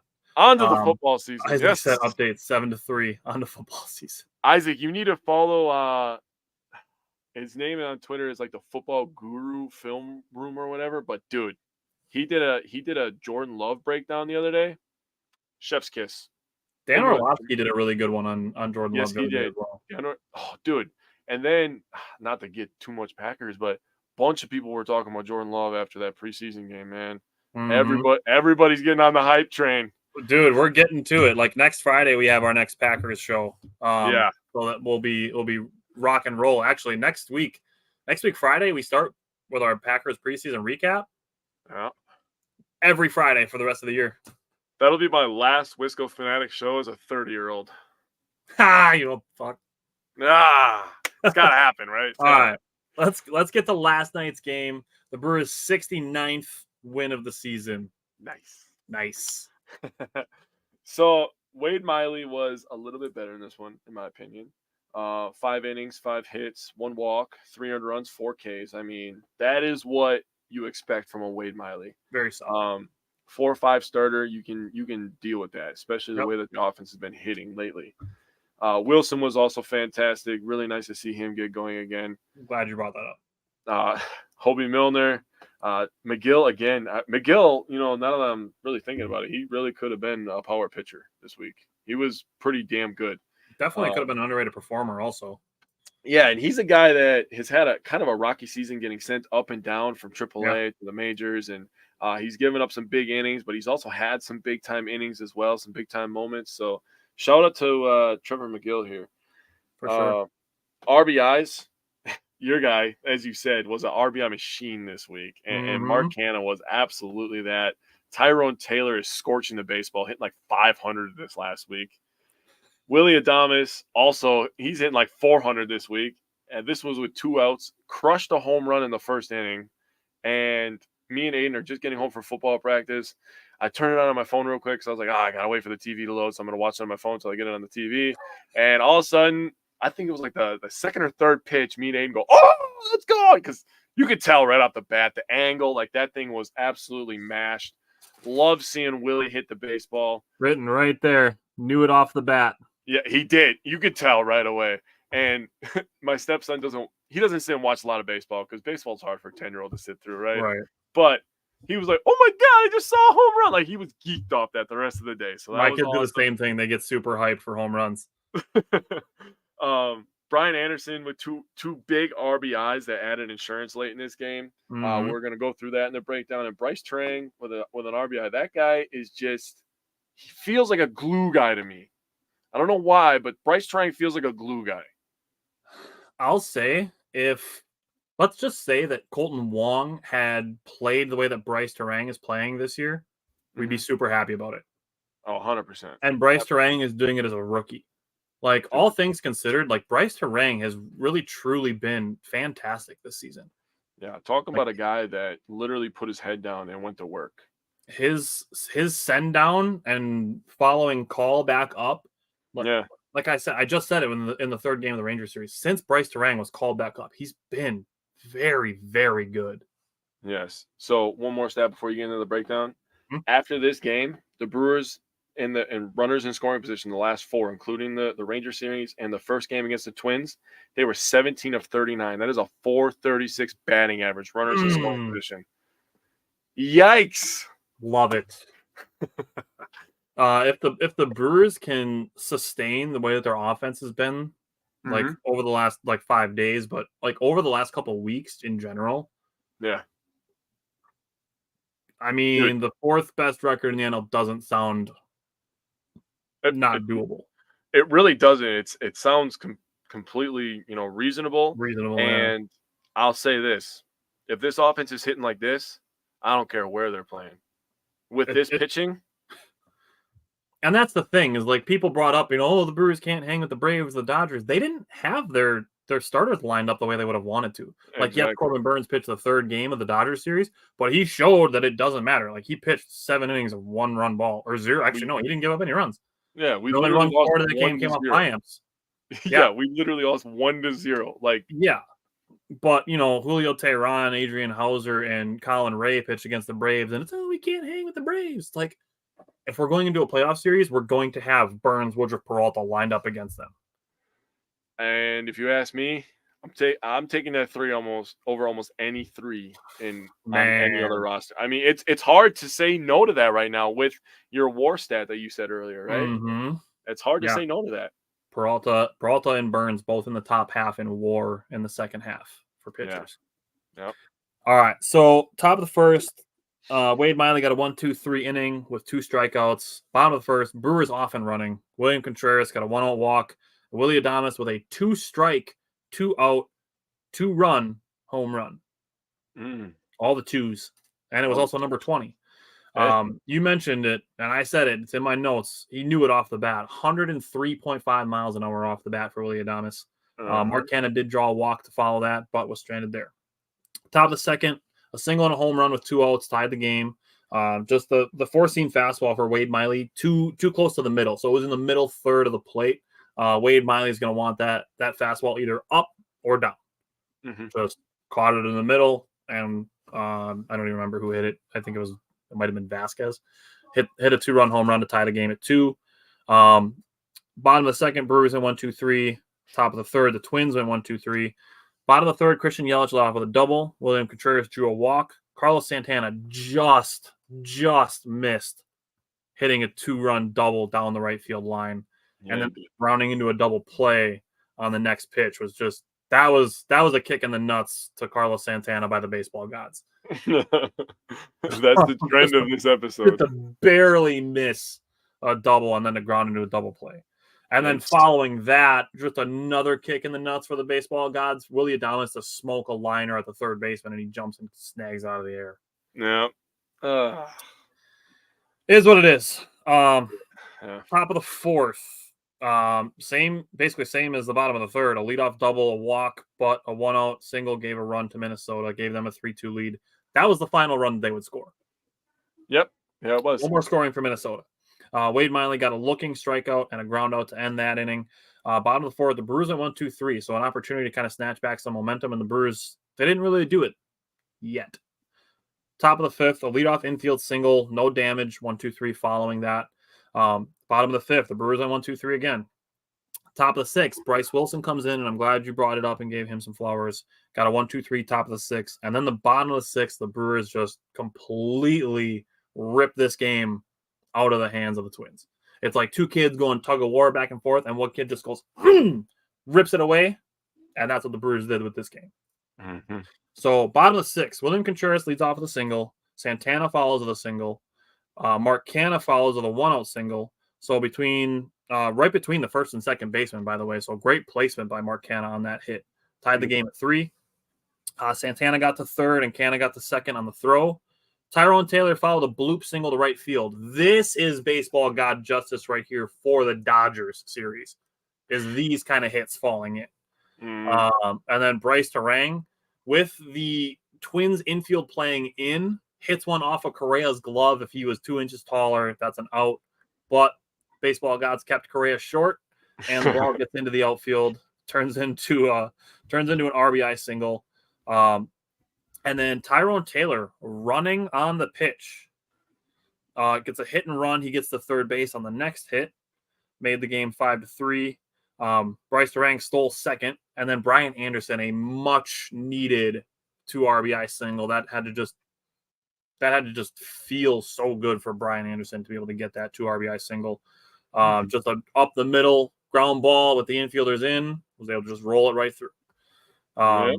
4 consecutive RBI singles by Tyrone Taylor, Bryce Terang, Brian Anderson, and the first one by Mark Canha. So Canha, Taylor, Terang, and Brian Anderson, 4 in a row RBI singles. Definitely didn't see that on the old bingo card to start the year, buddy. Yeah, turn that into a 5 spot for the Brewers in the bottom of the 6th. Top of the 7th, 1-2-3 inning again for Bryce Wilson. He came in 6 up, 6 down. Just good work by Bryce Wilson to give those 2 scoreless innings. Baseball gods strike the Dodgers in the postseason. Seeing they had 1 COVID ring since the 80s. Yeah, just another throw money at the problem and see if you can win games. The fact that they got Trey Turner and Max Scherzer 2 years ago for peanuts still just pisses me off. That's still one of the dumbest trades I've ever seen. I get it. Nationals got absolutely fleeced on that. They didn't. Okay. They got their 1 ring. Yeah. Hobie Milner, and it was the 60 game season, which I'm still mad at Rob Manfred for because that was the dumbest thing ever, too. Top of the 8th, Hobie Milner gave up a 1-out single, no damage. A nice flip by Willie Adames to Bryce Terang to end that inning.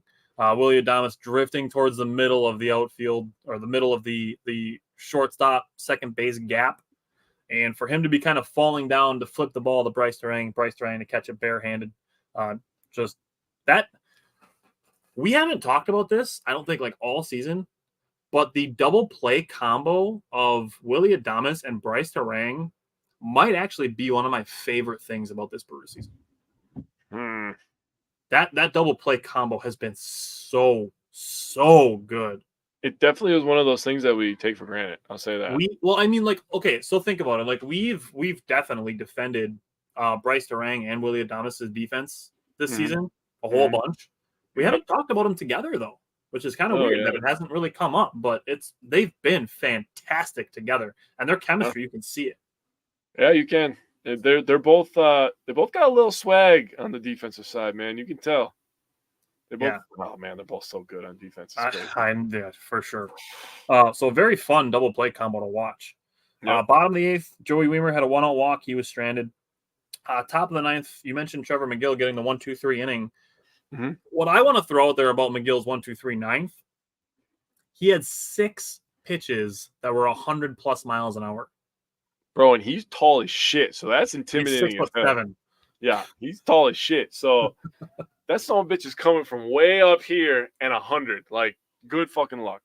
The other thing with this game, the bottom of the 6th inning, when the Brewers had all those RBI singles, 4 of those hits were opposite field hits. Hey, using the opposite field, gotta love it. Using all fields. So this game put the Brewers a season high 12 games over 500, which they beat today, and gave them a 3.5 lead in the NL Central. That was the largest lead that any team has held in the NL Central. And with the Brewers and Cubs both winning today, that remains the case. That 3.5 lead that the Brewers have is the largest lead that any team has had in the NL Central at any point this season. It's going to stay that way, too. Cubs are going to be in first place by September 1st. Nah. I mean, you're not, but it's fine. So you can say that. Okay. Let's talk about today's game. All right. What do you want to talk about? I mean, we talked about the end of the game, so let's talk about the beginning of the game. All right. So the beginning of the game. Oh, I didn't get to see much of the beginning of the game. I was at work, buddy. So you got. You want me to just break it down? Yeah. Get us to like the freaking 7th inning. That's when I was able to watch. Okay. So top of the 1st, the Twins had 3 hits. They scored a run on a sac fly. The runner got to third base because Christian Yelich bobbled the ball. He would have scored anyway on the next single. For me, what I really noticed was Corbin Burns in the beginning of this game was having a hard time finding the strike zone. And then when he found it, he found too much of the strike zone. Yeah, he was in 5 2-0 counts today. I think it was actually 6. I might have got the 6.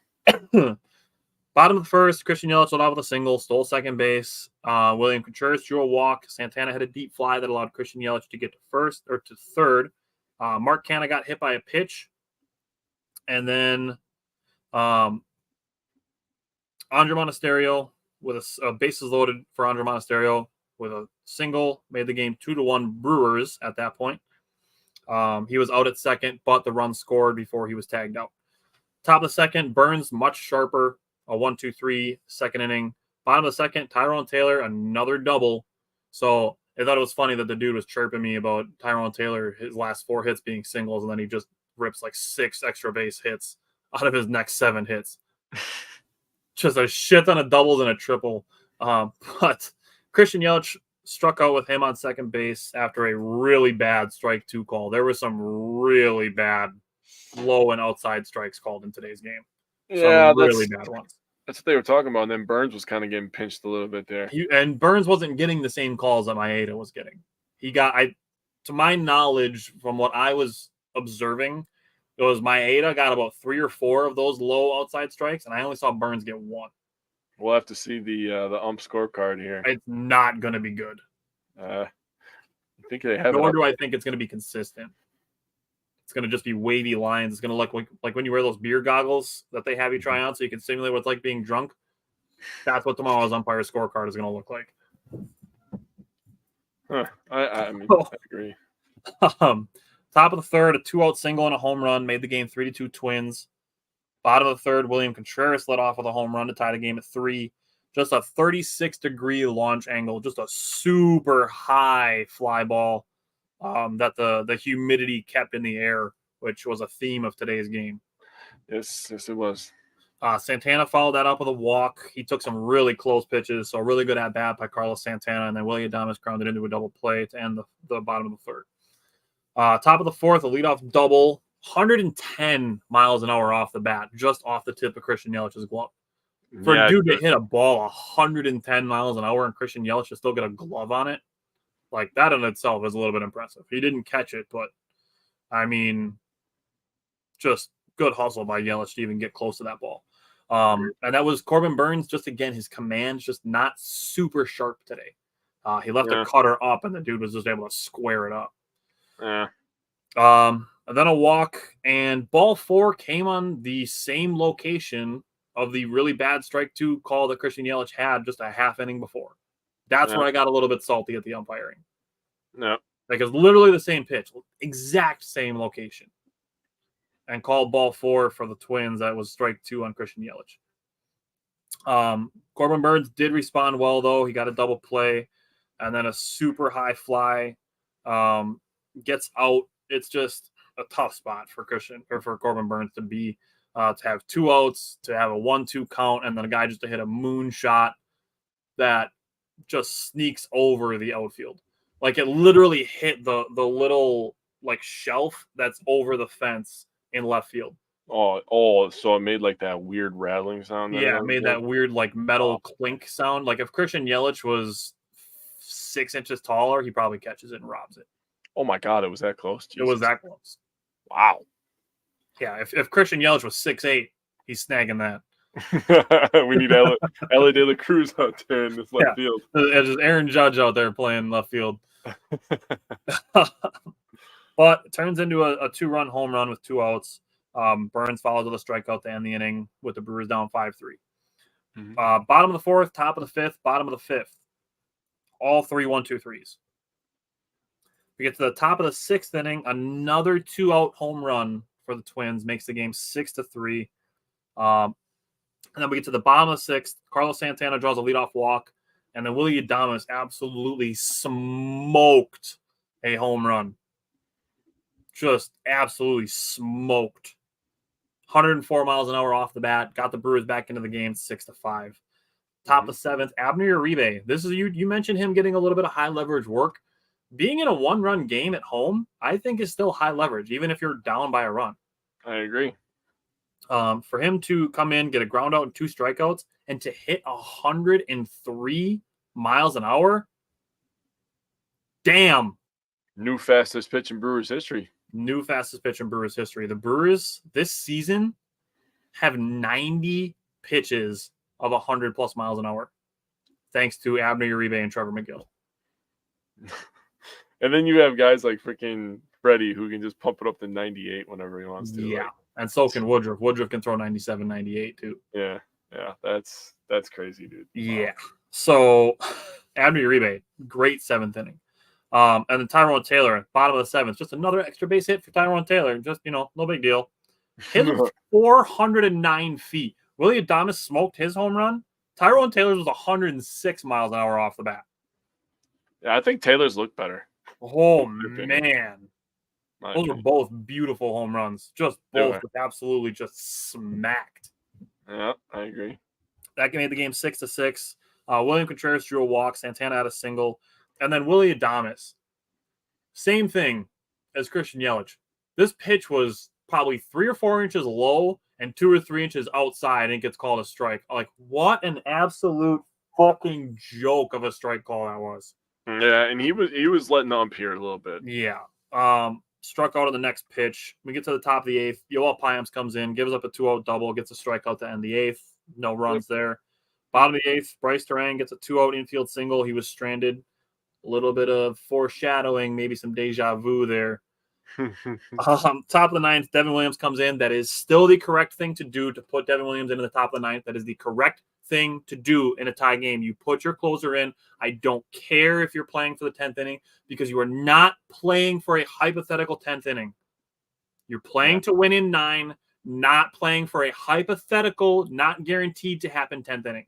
Agreed. So I still stand by the putting your closer in the top of the 9th of a tie game. I agree. You put your best pitcher in, and you get yourself a chance to win the game in the bottom of the 9th. Mm-hmm. So Devin Williams gets a 4-pitch walk, a hit by pitch, and then a strikeout, a flyout, and a strikeout. Great work by Devin Williams to recuperate, to rebound after giving up 2 leadoff base runners. Yep. Bottom of the 9th, Tyrone Taylor has a great at bat, just hits a screaming liner right at the second baseman. Just a really strong hit and just a good defensive positioning by the Twins. No ill will towards Tyrone Taylor for that. That was a great at bat. No, it was. And a strong hit. Christian Yelich drew a walk, stole second, got the winning run into scoring position, but William Contreras grounded out, and Carlos Santana struck out on a pretty ugly low breaking ball. Yeah, that was tough. Top of the 10th, Elvis Peguero, a little bit sweaty, a leadoff walk to Carlos Correa. Not a bad place to be. Like I said it actually during the beginning of the show, if you were watching then, walking Carlos Correa to lead off the 10th inning with first base open, not the worst situation to be in. And Peguero did his job. He got a ground ball and got a double play. That force out doesn't happen if you don't walk the leadoff batter. Yep. But another walk and then a single allowed the Twins to take a 7-6 lead. Bottom of the 10th, Willy Adames hits a screaming liner right up the middle, instantly ties the game. Carlos Santana, using all of his remaining horsepower, to score. Willy Adames gets to second base, and then Joey Wiemer grounds out, and then we got to see, after Andre Monasterio, we got to see Bryce Terang deliver a game-winning infield single, his second infield single in the last 2 innings of the game. That would be technically 3 innings of the game. So great work by Bryce Terang to hustle that one out, beat it out for the single. Anything else you want to say about today's game that you want to add in? Yeah, real quick. So for one, hello, my daughter is saying hi to me. Hi, baby. This is the first time the Brewers have swept back-to-back series the entire season. Oh. It's a mini series, but it still counts. It still counts. I'll take it. It was also the longest and hottest home games of the year. 100 degrees was the high, hottest game.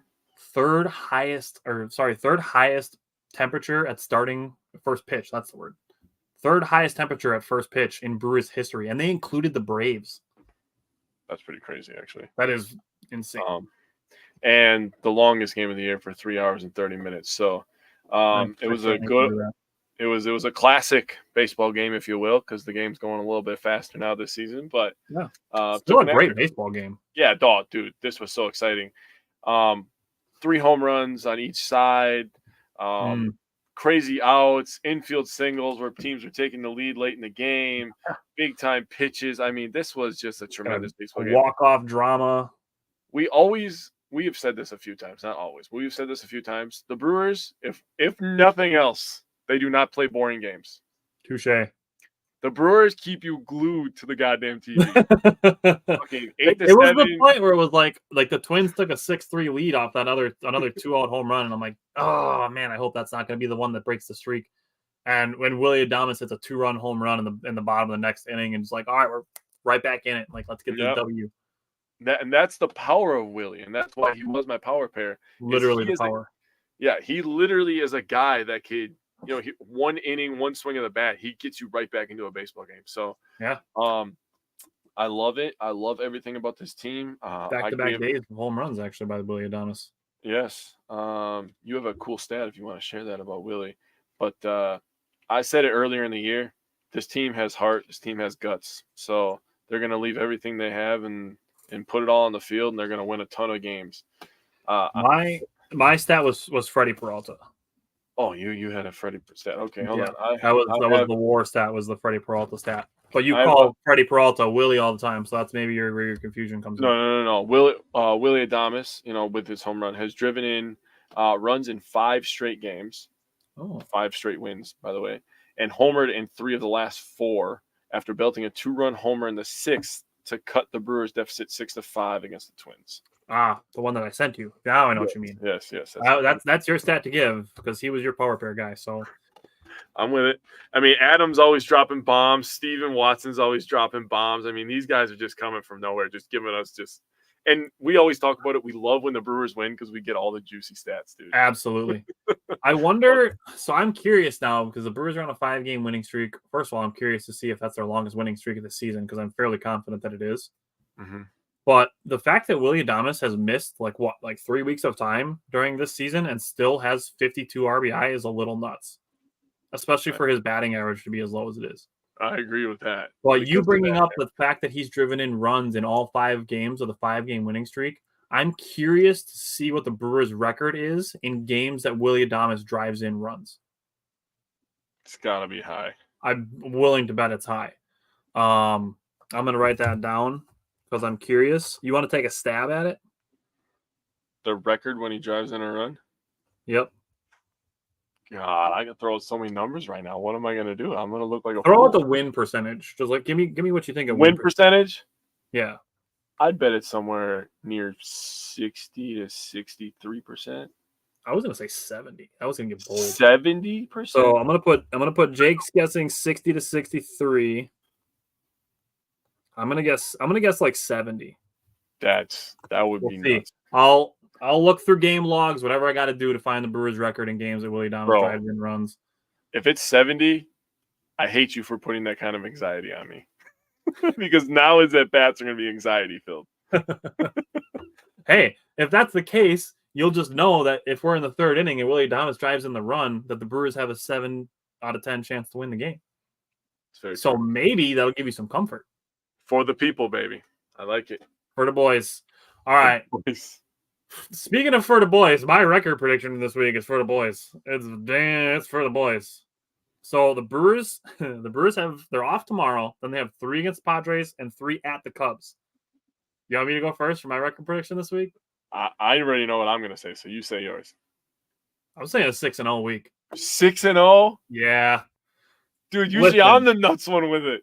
I told you my record prediction this week is for the boys. But listen. So this is how the Brewers line up this week. Against the Padres, Brandon Woodruff, Freddie Peralta, Adrian Hauser. Okay. Against the Cubs, Wade Miley, Corbin Burns, Brandon Woodruff. Fuck, they might go 6-0. That's what I'm telling you, dude. I was gonna say 5-1, as they are 100% sweeping the Cubs. Give me this 6-0 week. I don't think I've predicted any undefeated weeks this season, and it feels right. Like we are nearing Craig Tember. The starters line up beautifully, and they have an off day. Like, I'm feeling pretty good. Boy, we come into next week's episode on an 11-game winning streak. It's about to go fucking down, dude. It's about to go fucking down. Shit. That would be nuts. And sweeping the Cubs. Oh, my God. I cannot wait to talk shit. Could you imagine coming into, even if, let's say, the Cubs sweep their next 3 games coming into the series of the Brewers, and the Brewers leaving September, let's see, that would be what is next Wednesday? Next Wednesday is Wednesday the 31st? Yes. 30th. Next Wednesday is the 30th. Okay. So we leave Chicago 6.5 games up, 2 days away from September 1st, when Cubs fans were saying that the Cubs will be in first by September 1st. Oh my God. They will not like me. That would be hilarious. Oh, that'd be so funny. But then, you know, we weren't supposed to win this year. You know who will say that? Yeah, I got the backtracking as if they didn't say in the middle of August after beating a bunch of shitty teams that they would be in first in the month. Yo, watch out for the Cubs. Watch out for the Cubs. I would be fine if you just said watch out for the Cubs. But they go 0 to 10,000 of, now we're finally above 500. To, now we're going to win the division in a month. Like, just some middle ground. Just be reasonable, and I will respect you more instead of going straight from, we just beat up on the Cardinals and the White Sox. Now we're taking the division. Like, there's steps. Like, you're not just spring shoeing Pat Connaughton's vertical up 8 steps. Like, just walk up the steps like a normal fucking person. Nope, not in Chicago. They eat deep dish pizza, and apparently every team wins the division. Except they suck at every fucking sport. They literally suck at everything. Like, they're horrible. They're the number 1 pick in the NFL. Annoying. They suck. The Cubs are not good. I don't think the Cubs are good. The Cubs are not good. Okay. Like, I will level on the Cubs. I will give them a little bit. They get on base a lot, to their credit. And they have Justin Steele. That is it. Okay, but that's it. We're going to go off of the same measuring stick that they're saying about the Brewers. The Brewers can't hang with the big dogs. The fucking Cubs are way farther off than the fucking Brewers. You have no pitching. You have Justin Steele. That is it. We have all the pitching. We have 3 Justin Steels. And we have 2 guys, in my opinion, that are better. Yep. I'll say Peralta's on the same we might level. have 3. Like, Justin Steele has a low ERA this year, but... Yeah. I mean, I love Freddie, but I'm going to put him on the same level for right now, just to try to be, like you said, be reasonable. But in my opinion, when everybody's going, I think Woodruff and Burns are 100% better. Oh, they're easily, for sure. Dude, Burns, like we said, his last outing, had 4 pitches that he uses a strikeout pitch. That's fucking dumb. Like, that's so stupid. Why are you doing that? That should be illegal. Like, Freddie's strikeout pitch. He's been Cy Burns. Like, today he got rattled, and he was struggling with his command a bit, and he didn't blame it was hot as after fuck, the game. But, like, it's really been his first bad start since the beginning of July.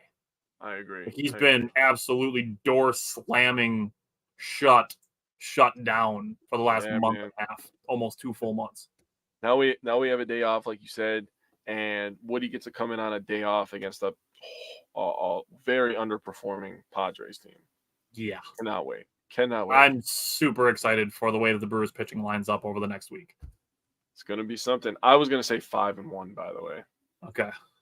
Which I'm totally fine with and is totally reasonable. But I was feeling good with the way the Brewers are playing lately. The offense is coming around and the way that the starters line up in these 2 series. So I was feeling good. Give me a 6-0. Give me an 11-0 streak, dude. Give me an 11-game win streak. That'd be amazing.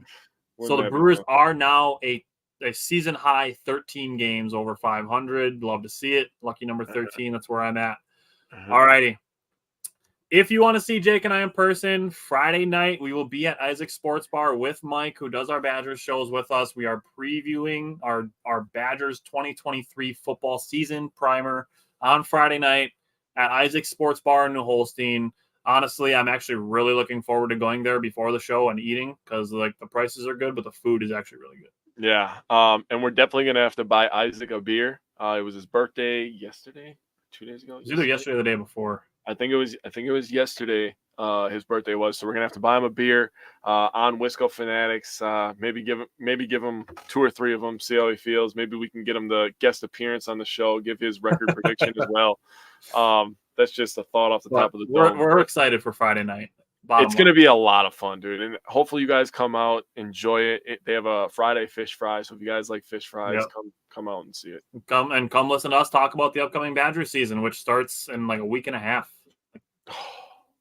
Yeah, don't say that. Don't say it. Yeah, Jake's not excited because he turns 31. No, I am excited. Yeah, fuck my birthday. Dude, the Badgers start on your birthday. So, like, how bad can it really be? I'm not at all. And my dad's going to be over that day, so we're going to be watching the Badgers. My dad will be over with my stepmom. We'll just be having a family day watching Bucky beat the hell out of somebody. Buffalo. I know. I wasn't going to. Okay. I was just going to leave it. All righty. Well, I will see you live and in person Friday night. Yeah, I'll see you.